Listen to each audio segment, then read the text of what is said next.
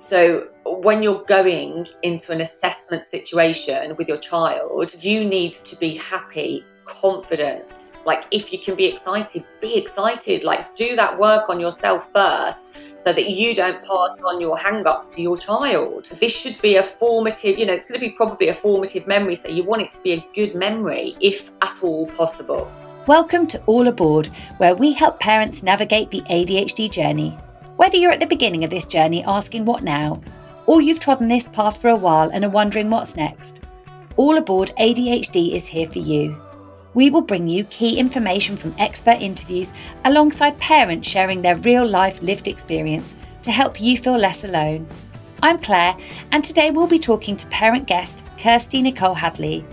Kirsti's son was diagnosed with ADHD, autism and OCD in 2021, which led to Kirsti herself receiving a life-changing diagnosis of ADHD with autistic traits and dyscalculia after a lifetime of feeling misunderstood. Kirsti and her son have been on a learning and unlearning journey together ever since, a large part of which involved navigating 18 months of emotional-based school avoidance in an education system that wasn't built for neurodivergent minds. A well-respected brand consultant, Kirsti has worked with hundreds of household names over the last decade, including Soho House Group, Google, Kiehl's, Nike, UGG, Uber and Samsung. She now helps future-focused businesses, brands and individuals to understand, embrace and celebrate neurodiversity. One of the UK's top 50 most influential neurodivergent women, an in-demand media expert and a cross-party parliamentary advisor, Kirsti is credited with playing an integral role in reframing the narrative around neurodivergence. Kirsti is a founding member of the National Autistic Society endorsed Send Reform England, a group whose grassroots campaigning placed special educational needs and disabilities firmly on the mainstream news agenda and at the forefront of public consciousness, leading to a National Diversity Award nomination. She has contributed to 2 best-selling books on neurodivergent parenting, The Journey to Send Motherhood and How Not to Fit In, with 2 more high-profile titles due for release in 2025 with Jessie Hewitson and Grace Timothy. Welcome aboard, Kirsti. Thank you so much for having me. Thank you for being with us here today and for sharing your story. So can you introduce yourself and tell us a bit about you and your son with ADHD? It's a dangerous question to ask. How long have you got? So my name's Kirsti Nicole Hadley. I am 51. My son is going to be 13 next week, actually. And we were both diagnosed in 2021. So Sonny was diagnosed at, how old was he then? I have to work it back. I think he was about 10 and I was about 48. Yeah, so I'm very late diagnosed. And in comparison, Sonny is relatively early diagnosed. And it's been a wonderful journey for us to go on together. And I feel very privileged that I am in a position to be able to support him and also listen to him and learn from him. Because I think that the kids have a lot of the answers because they haven't been squished or squashed by life yet. I am a brand consultant by trade, and I've consulted for loads and loads of brands over the years, sort of household names, global brands, UGG, Samsung, Google, Nike, and I always have helped those brands to reach certain demographics. And since diagnosis, all of my work with brands now is about understanding and celebrating neurodiversity. So it's quite amazing that you two have been, obviously you've lived your life with this unknowingly, but it is quite a special thing that you've gone through that diagnosis journey and that discovery together. So what were the early signs or behaviours that made you suspect your son might have ADHD and autism, and I guess indeed in yourself too? So when it comes to early behaviours that made me wonder about Sonny maybe having a different sort of brain, first and foremost, I just thought he was exactly like me because so much of Sonny obviously is exactly like me. And back then I was undiagnosed. So there is a thing called familial blindness, which is when you are an undiagnosed adult looking at your undiagnosed child, and how could you possibly think that they had a different brain type, because you don't know that you've got a different brain type. So that was a big thing that probably delayed things in the very early days. And when I look at those traits that Sonny was exhibiting, that also I exhibited myself, there was a lot of huge feelings, a lot of demand avoidance, quite a bit of anxiety, very good at concentrating on things that he absolutely loves, but terrible at concentrating on anything that he doesn't want to do. Yep. Yeah, right? Relatable. But then really high emotional intelligence, really good communication skills, like almost spooky intuition, which I'm pretty sure that most witches that were burned would have been neurodivergent. That's so funny you think that, not to go off on a tangent at all. We have to stay on topic. But I say this all the time. I have this weird, very triggering thing when I think about witches being burned. And I'm like, oh my God, maybe I was descended from a witch in a past life, because I'm really sensitive about it. Anyway, sorry. Back to Sonny's intuition. I just had to share that then. It's very true. And it's almost like we can predict the future sometimes, and a lot of the time I put that down to my Irish heritage, and I think gypsy blood, which gypsies, witches, all very connected. And so all of these early behaviours that Sonny was exhibiting, I was finding them challenging, but also it was like holding a mirror up to myself, because this was me too. And so when I started thinking, actually, maybe there might be something a bit different, and I started researching online, and obviously, I think a lot of us do this. We go down a rabbit hole, and it becomes our special interest, autism and ADHD. And as I was reading all of these different stories, and back then there wasn't that much around actually when you're thinking back to 2018, 2019 time, and it was all quite Americanized as well, because they are way ahead of us over there with regards to neurodivergence, I think. And I was recognizing things, but still nothing was completely fitting.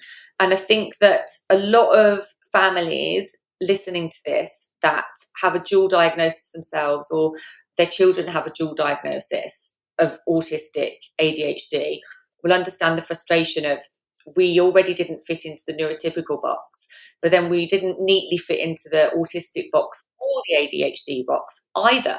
And it's wild to me that we're only now recognizing ADHD, I never know how to say it, ADHD, or however you say it. Yes. This dual diagnosis, because I think so many people, a really high percentage of us, present with a dual, more than one neurodivergence. And again, it's wild to me that so many psychiatrists and psychologists only specialize in one, because I feel really passionately that every child that exhibits any signs of neurodivergence should be assessed for all neurodiversities. So there was all of this stuff going on, all of these traits that Sonny was exhibiting, reminding me of myself, lots of research online. So I started to speak to the school about, not my concerns, because they weren't concerns, but just my realizations, and was constantly told that I was wrong. They would say that my child was quirky or an enigma. And it was very much, you're imagining this, you're exaggerating this, you're a hysterical parent. He can maintain eye contact. He has social skills. He has friends. He can't possibly be autistic. So the more they told me no, the more I became convinced I was right, which again is a very neurodivergent trait, I think. And so I kept doing my research and I kept pushing. And I think when my child was about 6 or 7 perhaps, he started stimming, which is a hand flap. And it was only then that anybody took me seriously, because suddenly there was this visual representation of a potential difference. which again is just crazy, isn't it? It's mind-blowing. Anything that can't be seen with the eye is not taken seriously. And that really needs to change, because when you've got an invisible disability, and whether you view your diagnosis as a disability or not, it's considered a disability medically, right? So invisible disabilities are really, really hard to get anybody, one, to notice, and two, to take seriously. So yeah, they were sort of the early behaviours, and I think we're very much, I think things are changing now, but back then, 2018, 2019, autism and ADHD was sort of still considered this thing that you didn't want. Oh, you don't want that. It was very much, there was a resistance to even considering that might be a thing. And now, because of the work that all of us are doing and the conversations that every parent is having on any sort of personal level or platform that they have, that is really changing, because this isn't something bad. This isn't anything to be ashamed of or worried about, but it is something to acknowledge. Yeah, it's so important to acknowledge. The other thing I would say before I forget it is that my child always told me he felt different. Always. So he knew that he was different. And so then the professional advice was always to tell him, well, everyone's different. And actually what you're doing then is you're denying your child's reality, which I think is a really big bit of advice that I would give to anyone. If your child tells you they feel different, listen to that. It's not a bad thing. Like, this is not anything to be worried about. Your child knowing they're different, that is them with high emotional intelligence. And then it's our job to be like, oh, cool. How does that, how do you feel different? That's super interesting. And that's really great that you know that about yourself. Yeah, without us projecting the fear of what it means to be different on them, which I think is what becomes quite challenging, as you say. I mean, what you were talking about in terms of understanding your son through yourself really resonated with me, because I think from the moment my son came into the world, I just felt like I absolutely got him. Even as a new baby, there was just this connection. I can't even describe it. I've always understood him. I've understood what he was thinking. I've understood how he was feeling. I've been so in tune with him. And it's only through that process of understanding his brain, his diagnosis, which then led to mine, that I probably really understand why that is.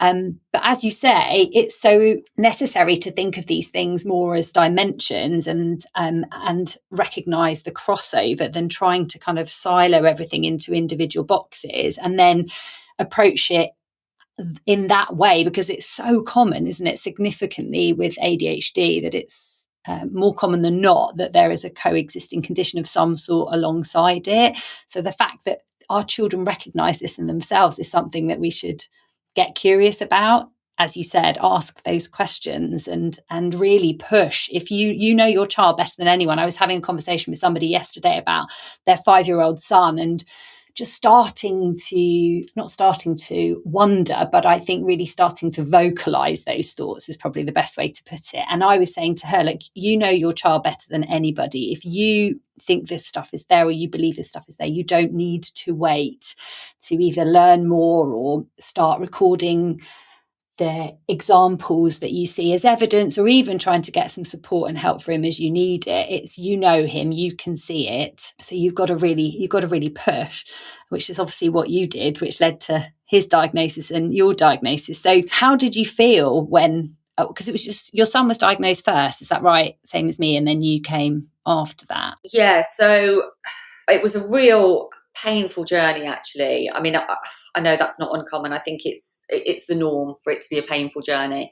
It was just pushing the school to take us seriously. It was then getting the school to refer to the local authority for an assessment. And the assessment, which was only for autism, which again, we've already discussed how problematic that is. He was referred for an autism assessment. And then that assessment happened in lockdown, and it was done over Zoom, which is just mental. And it came back as not autistic, and absolutely infuriating and heartbreaking and very frustrating. And just, you feel like, my God, how much longer, how much more energy is this going to take?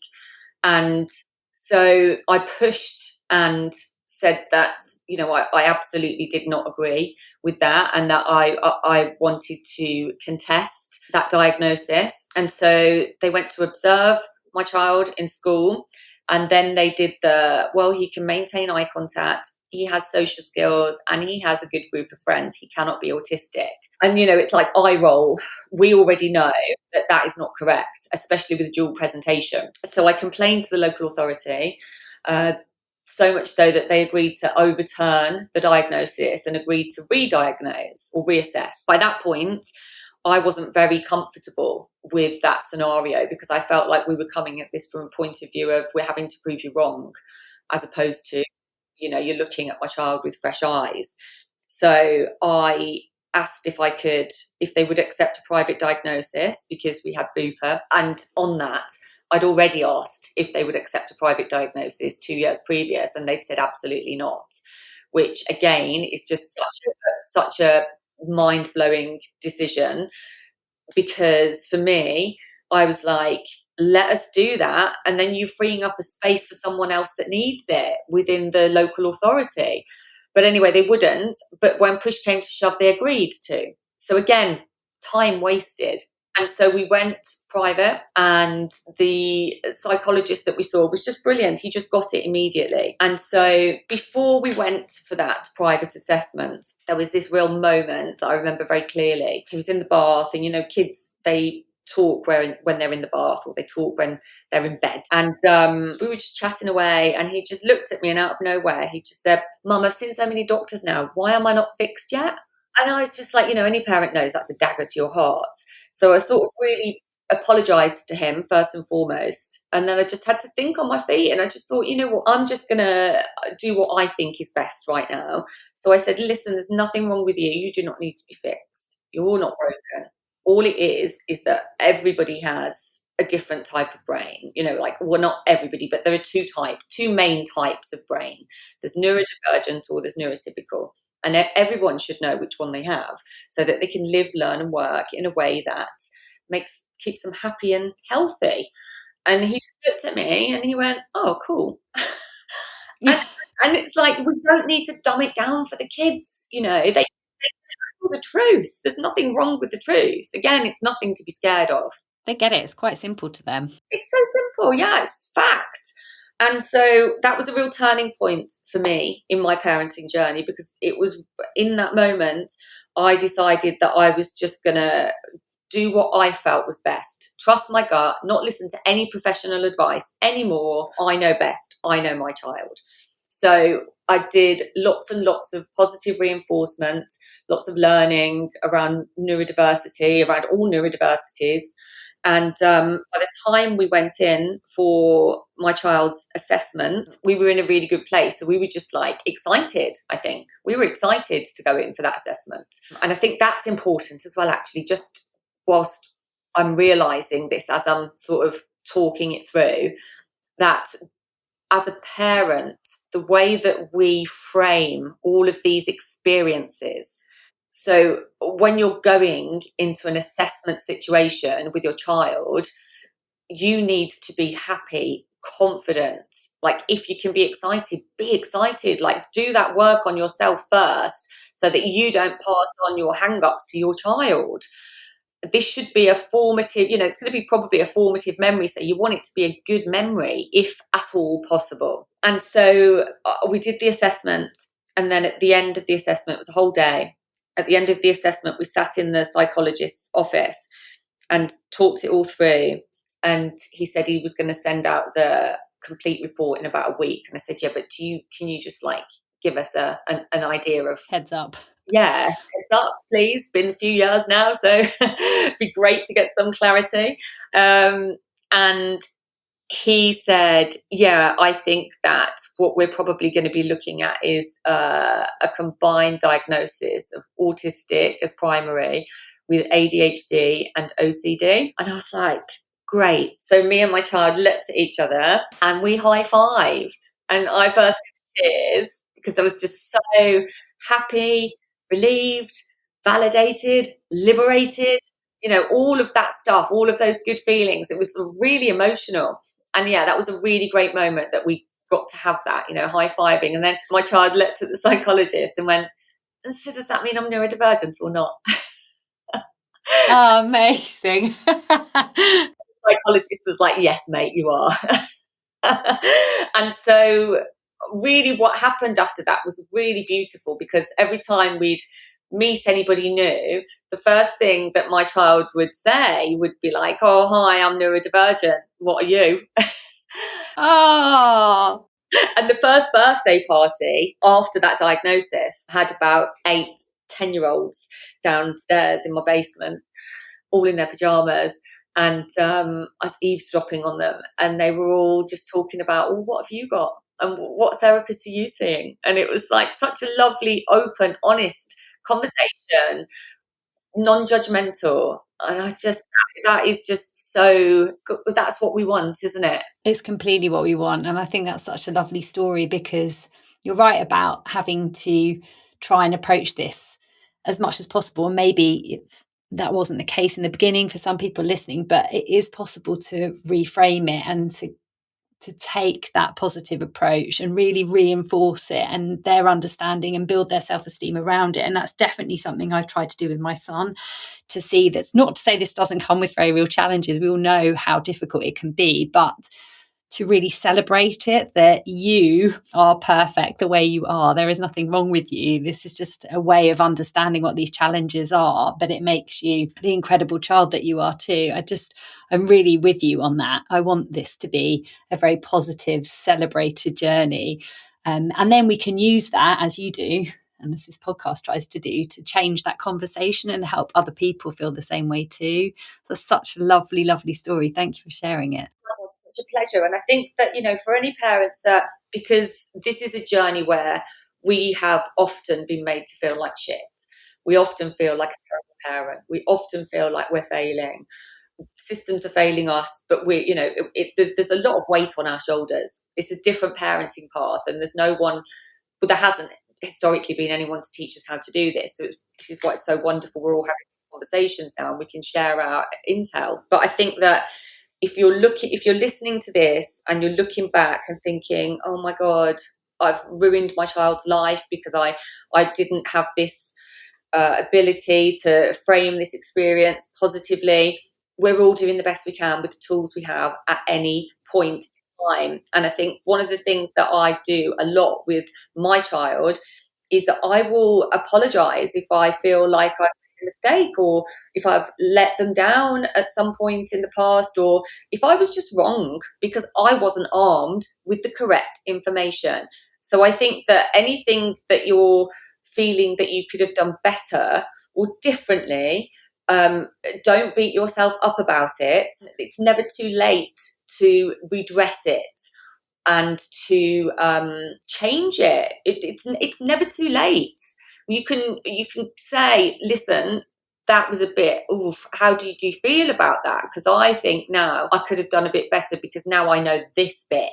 So I just wanted to revisit that instance and let's create a new memory out of it. Like, it's all about repairing the ruptures, because we can't be perfect and we can't do everything. We're already doing so much, and we need to cut ourselves some slack as well. Like, don't feel bad about anything that you feel hasn't gone great. Just use it to inform doing better by yourself and your child in the future. Yeah, focus on moving forward, because, this is not our fault. But as you say, we're all doing the best we can. So it's about how you kind of take from it and learn from it. And I'm the same as you. I'm constantly focused on the repair, and I'm constantly owning things that I haven't perhaps handled in the right way, and trying all the time to do better, because I think it helps them as well realise that they don't have to put so much pressure on themselves either, that we're all human and we're all learning, and that's kind of part of this. And it's really good, like that is a great, we should be modelling this for our kids as well. We don't have to be perfect. We won't be perfect. Life is messy. People are complicated. You're not going to get everything right, and that's okay. But you can fix things, or you can seek to better understand things, and you can seek to try and do better. That's, I think it's good for our kids to realise that their parents are human and they're with human faults. Yeah, Absolutely. And that we're in this with them. So I know from what you've told me that your son struggled for 18 months with emotional based school avoidance. How quickly after his diagnosis was that something that became an issue, and how has it impacted his education? So I would say that the emotional based school avoidance had probably already started to rear its head before diagnosis. There had started to be a lot of anxiety around going into school, and the strategy back then, and I don't know if this is still the strategy, but it's about forcing children in, and that's what the education system that's where it seems to go to when it comes to emotional based school avoidance. It's force your child in. They've got to be what's the word, more resilient. They've got to just get on with it. And now looking back, I understand where that school avoidance, or that emotional based school avoidance, must have been rooted.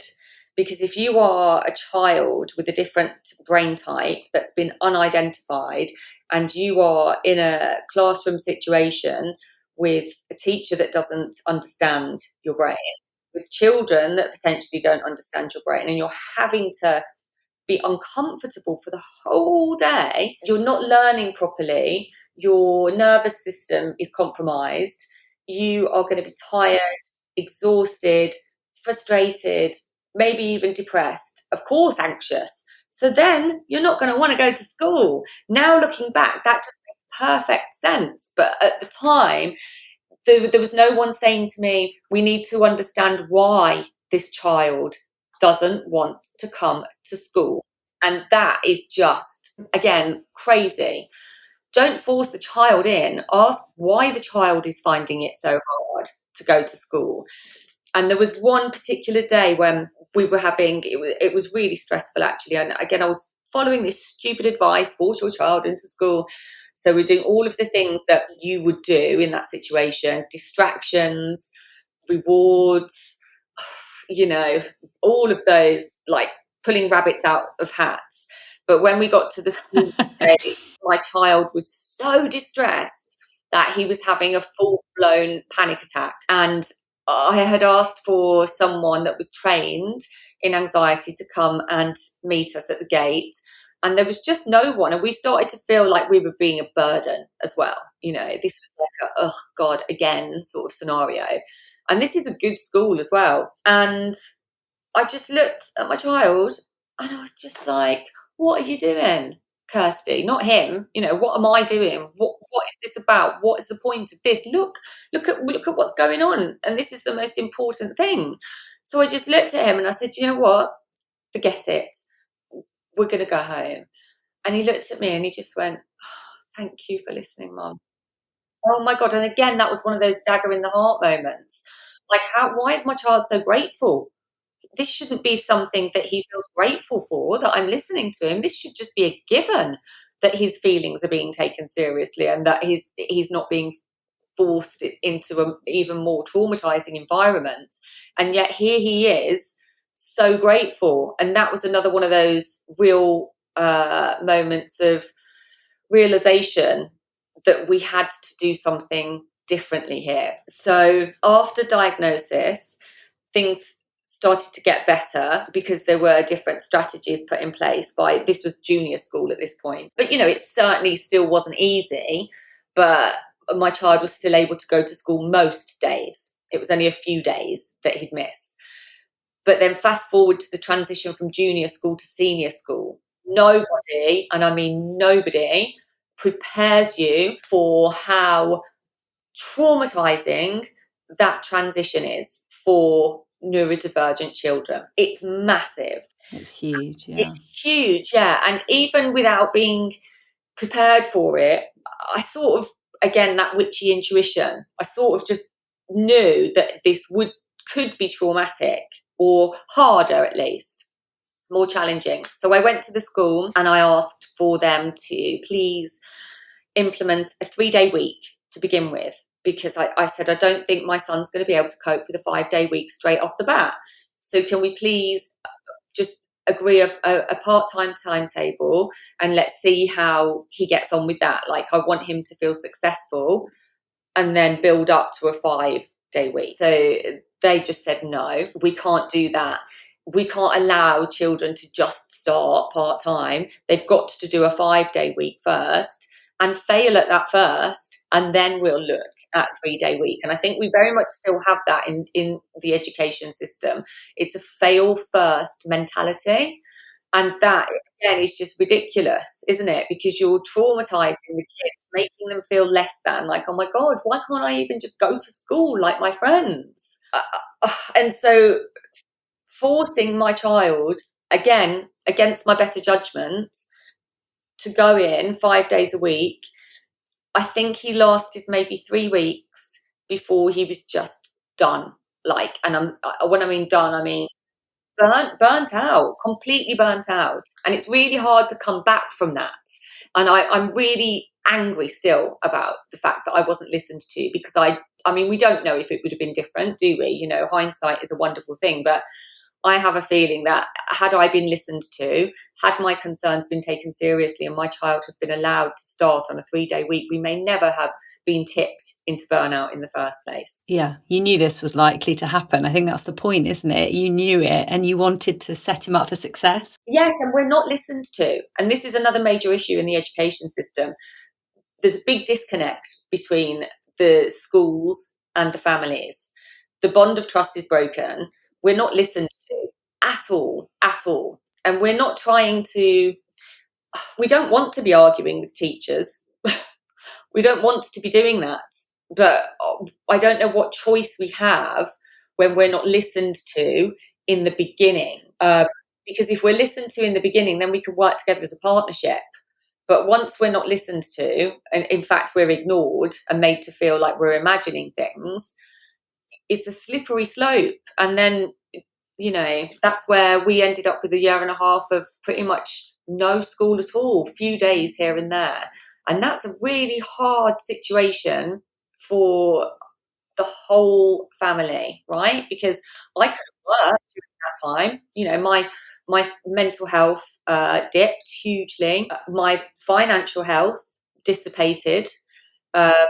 So it was a really, really hard time, and it's taken 2 years to start to claw that back, and we're still not there, not financially anyway. You know, this is a huge amount of recovery, and we're still on that road to fixing that now. But at the end of the day, my child's mental health will always be more important than anything else. Absolutely. I often say to parents in the support group that I run, you know, if you took school out of the equation, would you have an issue? And everybody answers no. And I just think that's so sad, because we are failing our children. And, you know, talking about your son, it's just really tragic, because he has a right to be in an environment that wants him to succeed. He has a right to an education. He has a right to that socialization just as much as any other child. And the fact that some of these actually very small accommodations can't be made in the beginning, and you pointed this out, we don't really know what would have happened, but, you know, had they at least tried to set him up for success, maybe the outcome would have been different. And that impact on him, it's way beyond his education, isn't it? As you say, mental health and your mental health, the two most important things, have had such a big kind of negative impact as a result of that. It's just tragic. And also, we still don't have any HCP. That's only just been applied for now. So that was the other thing that I asked for at the beginning of the transition from junior school to senior school. I asked them to apply for the HCP for him, and they said they had to collate a year's worth of evidence. And I was like, are you kidding me? We've got a year's worth of evidence already. And they said, no, but we need the evidence in a new setting. Again, mind-blowing. And actually, I don't think now, knowing what I know, I don't think it's actually legally enforceable either. So my biggest bit of advice around all of this stuff is, don't ask permission. If I was going into this fresh now, I would have applied for the AHCP myself, and I wouldn't have requested or asked permission for a 3-day week. I'd have just told them my child's doing a 3-day week. Yes. One thing that we're never told is that we can do that. That if you're forceful with them, they won't say no. They can't say no, actually. but they don't give it up freely. Yeah, it's so true. On the flip side, I mean, touch wood, fingers crossed, a year and a half, almost 2 years in, my child is now in school and he has made that decision for himself. And I'm so proud of him for doing that. But it's not because of the people that were supposed to be helping him. It's in spite of them. Spite of. Yeah, absolutely. I think, as you said, don't ask permission. I started off very meekly, almost apologetically. And now I'm the opposite. I'm completely unapologetic. And I'm quite forthright with this stuff because I've learned, like you, along the way, what it takes. Even though I'm very fortunate to say I have an amazing relationship with my son, Senko, there have been many instances over the last number of years where I've really had to learn that. And you know your child better than anybody. So you need to be unapologetic in terms of what it is that they need. Obviously, your son has managed to get himself back into school, which is a phenomenal achievement and one that you should be so immensely proud of. He should be super proud of, because that is no mean feat after 18 months. So can you share, I don't know, a success story or a memorable moment or just an amazing strength that your incredible son has that makes you proud of him as a neurodivergent child? Because I think we focus so much on the challenges, don't we? And as you said earlier, these are incredible children. I think that, oh gosh, there's so many. I mean, I'm so proud of my child. He has overcome more obstacles than most adults have, certainly more than a lot of people twice his age. He has such high emotional intelligence. He has such a strong sense of justice and fairness. He doesn't have any bitterness about the journey that he's been, I don't know, sort of forced on, I guess. I mean, if I think about a specific moments of pride, like there are so many, but after my child was diagnosed, we had the conversation about, how are you feeling about this? Like, it's all great, isn't it? Isn't this exciting? Is there anything you'd want to say to other kids that were a little bit further back on their journey than you? And he said, yeah, I'd like to tell those kids that they're not alone, because neurodiversity is everywhere. And I was just like, after all of that trouble and all that trauma, for that to be the sentence that comes out of your mouth, like, what a beautiful, kind heart. It's kindness for others, isn't it? It's even despite everything he's been through, that was about other people and the empathy that he has for them. And the other thing is, like, I'm very much neurodivergent people need to be in charge. We need more autistic people in positions of power. We need more ADHD people in positions of power.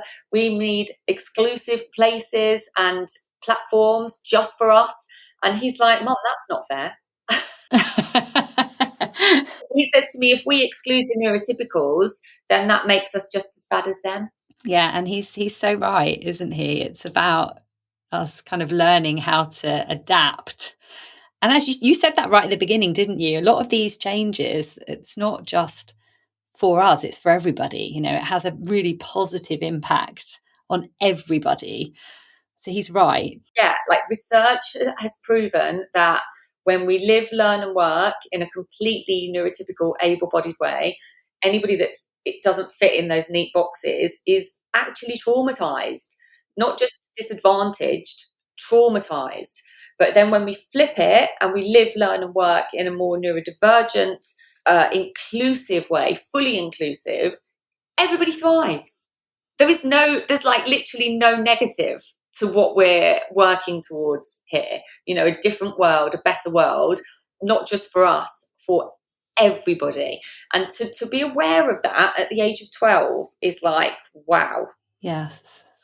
It's quite profound, isn't it? That ability to not just consider himself, but be so mindful of other people.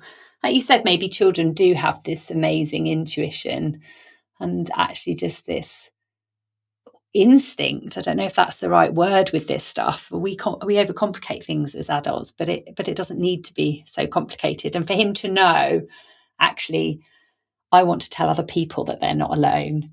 There's just so much value in this. It's kind of the point of this podcast, really, so that even just us sharing this story, so that other people know they're not alone. So For the parents that are listening, what piece of advice would you leave them so they know they're not alone on this journey? Oh, it's a big, well, trust your gut. Don't wait for professional advice or validation. Look to the community that you think you might be a part of for support, advice, and help. It's really, really important to surround yourself with people that get it, because otherwise it's a very isolating experience, particularly at the beginning of your journey, when you're the one that feels different, when it's your child that's the different one. You need to find your people, and your child needs to find their people too. Positive reinforcement around everything, I think, is key, and fostering a real sense of self-awareness, both for yourself and your child. So I think I always say that the parenting journey that we're on is a different path, but it's also, I think it's a longer path. Like, we might not hit the milestones at the same time as other people. And I think that less telling, more asking is a thing that that's a really simple flip with regards to your parenting. If you feel like you're banging your head against a brick wall, you probably are, So then what do you need to do differently? Because we need to alter the way that the lens that we view everything through. So when I talk about self-awareness in parenting and encouraging self-awareness in my child, it's not about saying don't do that because you're going to hurt yourself, but it's more sort of asking. So for instance, gaming, because gaming is such a thing, you've got to get off your gaming at 9 o'clock, that's it, bedtime. I don't do that anymore. I will say, okay, it's 8 o'clock, how much longer do you want to game for? And most of the time children will surprise you with their answers. They're not going to say, I want to game till midnight. Do you know what I mean? Give them the power. Some control and autonomy, yes. I think. Autonomy is so important. So if you say to your child, you've got to stop gaming at 9, if you've got a demand avoidant child, that's going to backfire on you. And I think when you have the blow-ups in your house, that's when you can feel really lonely and isolated, because we all have those blow-ups. And a way to reduce blow-ups is to give your child more power, more autonomy, involve them in the decision-making process. So instead of saying, you've got to stop gaming at 9, you speak to them at 8 and you say, how much longer do you want to game for? Usually they'll say 10 minutes or half an hour. So, you're actually, it's even more successful because they're going to give you a reasonable amount of time as opposed to an unreasonable amount of time. So I think that self-awareness is really important. And then once you start building on that really snowballs into other areas of life then, and they can start making decisions clearly for themselves not without your involvement, but you can guide them in the decision-making process, but you're not making the decisions for them. So I often think that because of these challenges that we go through, our children are much further ahead than their neurotypical counterparts with regards to emotional intelligence, because they've had to develop this self-awareness.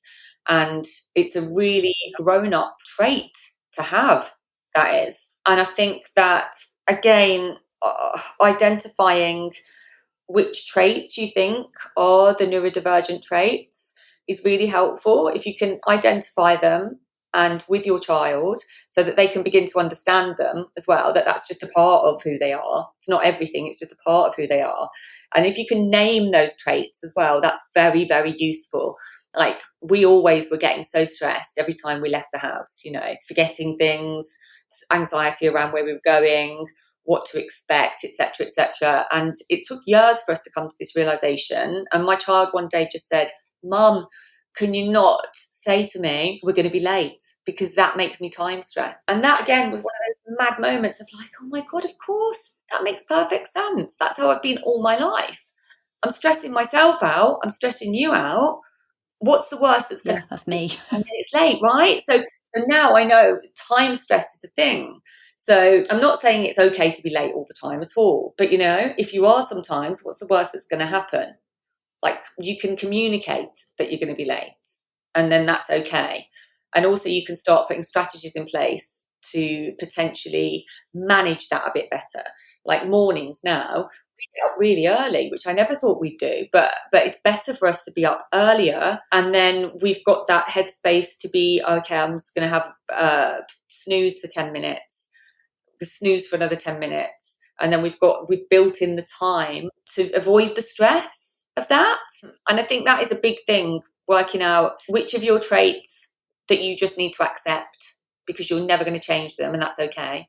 And then if you can't, the traits that you can't change, what you can do then is you can communicate those to people.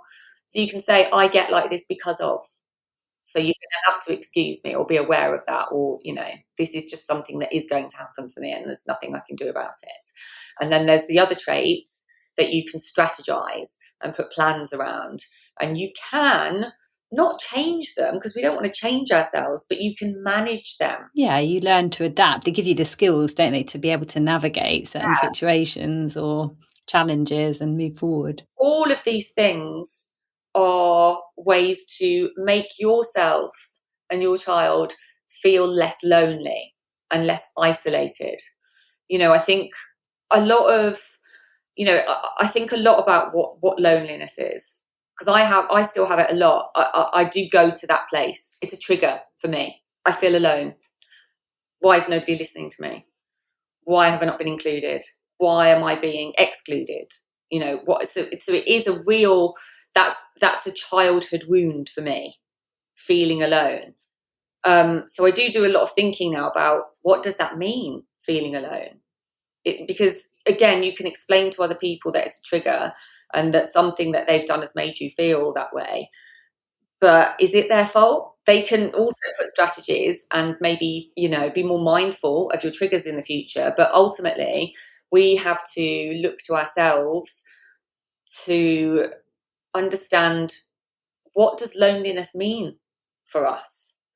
And being alone, is that necessarily so bad? How can we be with ourselves but not feel lonely? So this is all, for me, it's still a work in progress. How do I feel okay on my own as I am? How do we make ourselves okay without other people? If people don't see us, you know what? That's on them. It's not on us. It's not for us to soak that up like a sponge.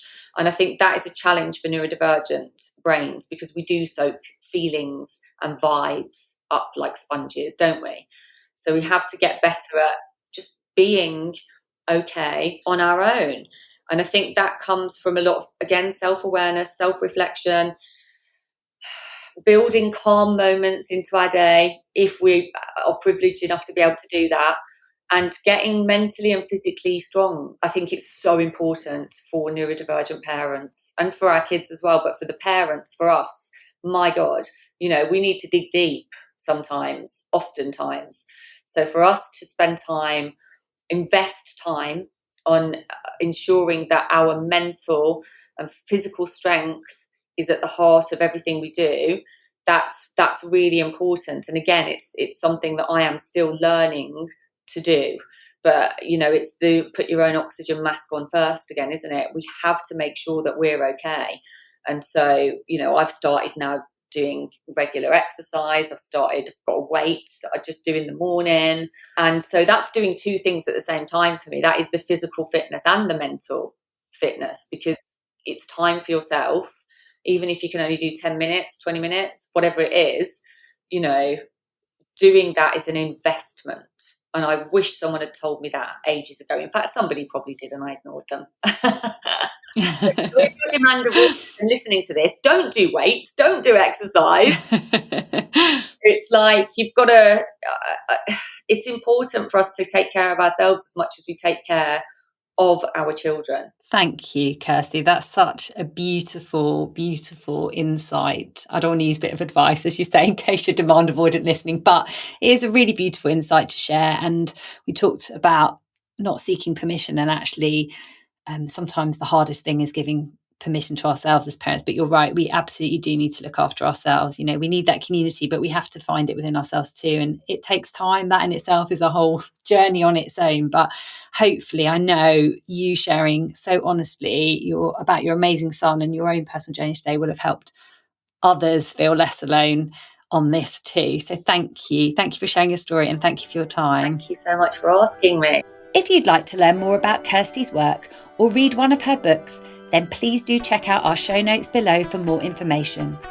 Or if you'd like to find out about how I can help support you and your children with personalised ADHD coaching, then please do head to allaboardadhd.com.